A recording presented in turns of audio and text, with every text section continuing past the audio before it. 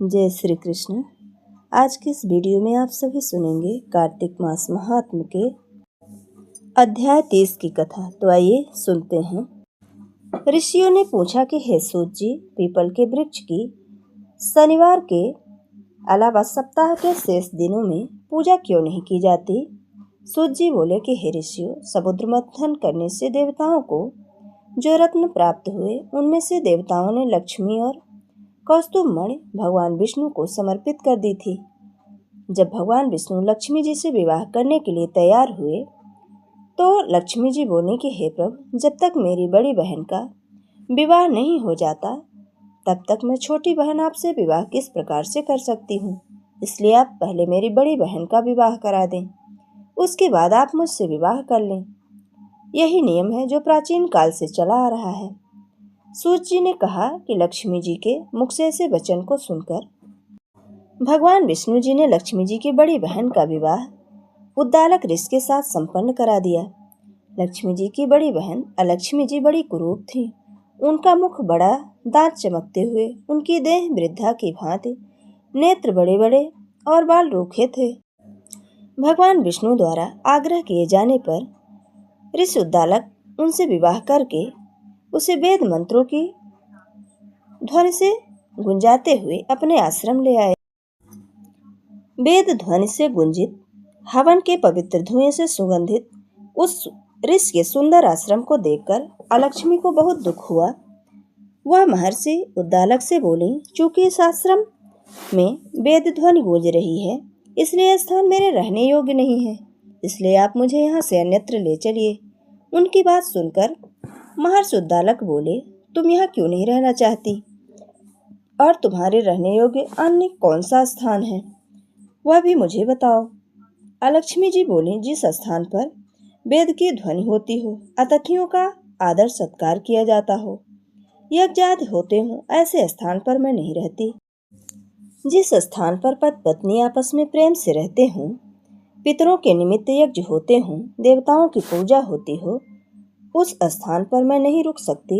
जिस स्थान पर वेदों की ध्वनि ना हो, अतिथियों का आदर सत्कार ना हो, यज्ञ ना हो, पति पत्नी आपस में क्लेश करते हों, पूज्य वृद्धों, सत्पुरुषों तथा मित्रों का अनादर होता हो, जहाँ दुराचारी हो, पर स्त्रीगामी मनुष्य निवास करते हों, जिस स्थान पर गायों की हत्या की जाती हो, मद्यपान, ब्रह्म हत्या आदि पाप होते हों, ऐसे स्थान पर मैं प्रसन्नता पूर्वक निवास करती हूँ।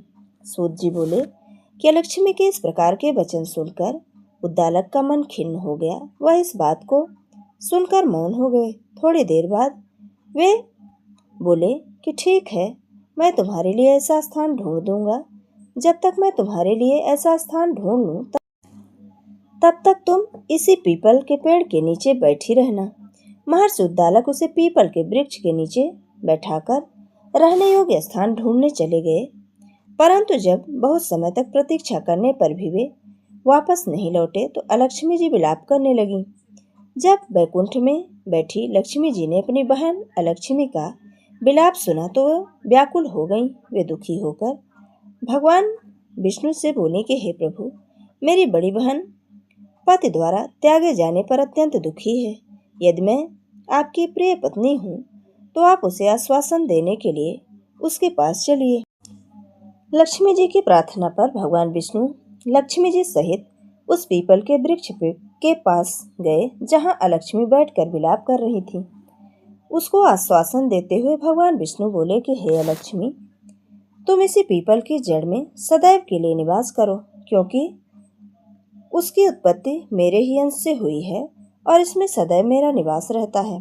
प्रत्येक वर्ष गृहस्थ लोग तुम्हारी पूजा करेंगे और उन्हीं के घर में तुम्हारी छोटी बहन का वास होगा।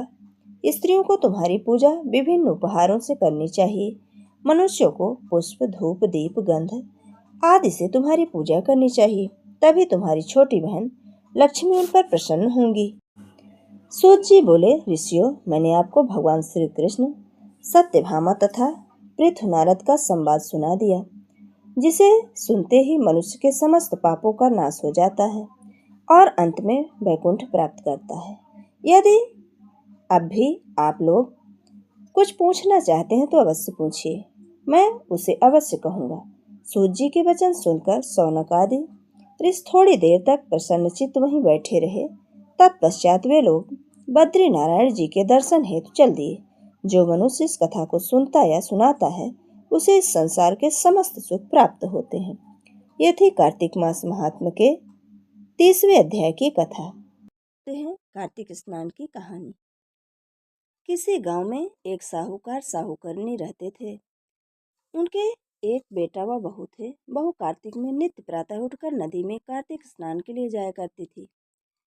उसने एक नियम बना रखा था। वो कार्तिक में राई दामोदर जी भगवान के दर्शन से पहले वह किसी भी पुरुष का मुंह नहीं देखती थी। उसी गांव में एक राजकुमार भी सुबह सवेरे नदी में स्नान के लिए जाता था। एक दिन उसे लगा कि कोई भी स्त्री या पुरुष मुझसे जल्दी उठकर नहा लेता है। कार्तिक माह में 5 दिन बचे थे कि एक दिन साहूकार की पुत्र वधू स्नान करके वापस जा रही थी और उसी समय राजकुमार स्नान के लिए आया। तो जल्दी जल्दी में साहूकार की पुत्र वधू भी पांव की एक मोजड़ी वहां छूट गई। राजकुमार ने उसकी मोजड़ी उठा ली और सोचने लगा कि जिस स्त्री की यह मोजड़ी इतनी सुंदर है वह स्त्री कितनी सुंदर होगी। उसे पूरे गांव में उसने घोषणा करवा दी कि जिसकी यह मोजड़ी है वह 5 रात मेरे पास आएगी।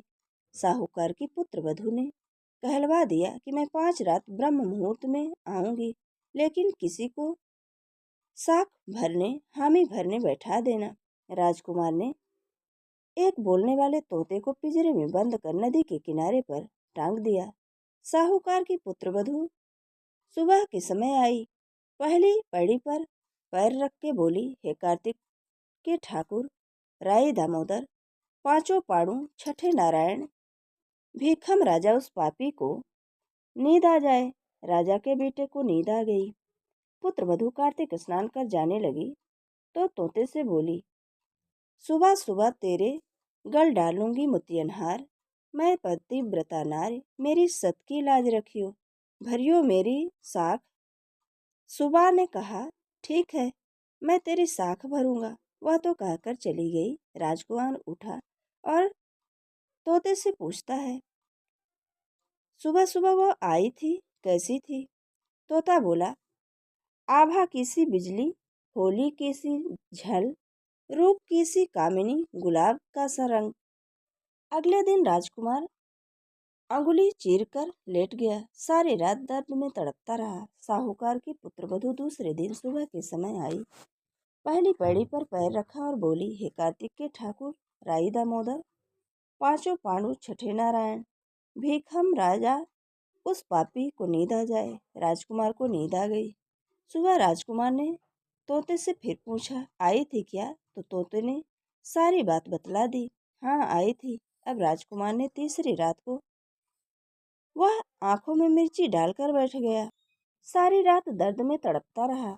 साहूकार की पुत्रवधू फिर आई और प्रार्थना करने लगी, हे कार्तिक के ठाकुर राय दामोदर, पांचों पांडु छठे नारायण, भीखम राजा उस पापी को नींद आ जाए। राजा के बेटे को नींद आ गई। सुबह राजकुमार ने तोते से फिर पूछा, आई थी क्या? तो तोते ने सारी बात बतला दी। अब राजकुमार ने सोचा कि आज रात को मैं ठंड में बैठा रहूंगा। राजकुमार ठंड में सारी रात कांपता रहा और शुभ मुहूर्त में उसे नींद आ गई। साहूकार की पुत्रवधू चौथे दिन सुबह के समय आई। पहली पड़ी पर पैर रखा और बोली, हे कार्तिक के ठाकुर राय दामोदर जी, पांचों पांडु छठे नारायण, भीखम राजा उस पापी को नींद आ जाए। राजकुमार को फिर से नींद आ गई। सुबह राजकुमार ने तोते से फिर पूछा, आई थी क्या? तो तोते ने सारी बात बतला दी। हाँ आई थी। अब चारों रात निकल गई। राजकुमार ने सोचा, आज की रात आखिरी है। आज तो मेरी अंगुली मैं जला लूंगा, जलन से मुझे नींद नहीं आएगी। सारी रात जलन से तड़पता रहा। भगवान की कृपा से राजकुमार की सुबह आंख लग गई। साहूकार की पुत्रवधू 5वें दिन सुबह के समय आई और पहली पड़ी पर पैर रखा और बोली, हे कार्तिक के ठाकुर राय दामोदर भगवान, आपने मेरी इतने दिन लाज रखी है, आज भी रखना। जब उस पापी को नींद आ जाए। राजकुमार को नींद आ गई। साहूकार की पुत्र वधू ने तोते से कहा कि हे सुबह, उस पापी से कह देना मेरी मोजड़ी घर पहुंचा दे। राजकुमार हड़बड़ाकर उठा। राजकुमार ने तोते से फिर पूछा, आई थी क्या? तो तोते ने सारी बात बतला दी। हाँ, आई थी और उसने अपनी मोजड़ी मंगवाई है। राजकुमार को पतिव्रता स्त्री के सत को भंग करने का विचार करने के कारण कोढ़ हो गया। राजा जी ने राजकुमार का बहुत से वैद्यों से इलाज करवाया, परंतु कोई दवा असर न करी। राजा ने आचार्यों को बुलवाया और पूछा। तब आचार्यों ने बतलाया कि राजकुमार को पतिव्रता स्त्री के सत को भंग करने का प्रयास करने के कारण उसी के पाप से इसके अंग जल रहे हैं और इसे कोढ़ हो गई है। तब राजा साहूकार की पुत्र वधू को अपनी बेटी बनाया तथा उसके कार्तिक स्नान का पुण्य राजा के लड़के को दिया। तब उस पुण्य के प्रभाव से राजकुमार स्वस्थ हो गया तथा उसने अपने कृत्य के लिए क्षमा याचना की। राजा जी और राजकुमार ने सारी नगरी में कहलवा दिया कि सब कोई कार्तिक स्नान करें व स्त्रियों का सम्मान करें। हे पंच भिखु भगवान, कार्तिक मास में जैसे साहूकार की पुत्र वधू की लाज रखी, वैसे सबकी रखना। जय बोलो पंच भिखु भगवान की। जय श्री कृष्ण। राधे राधे।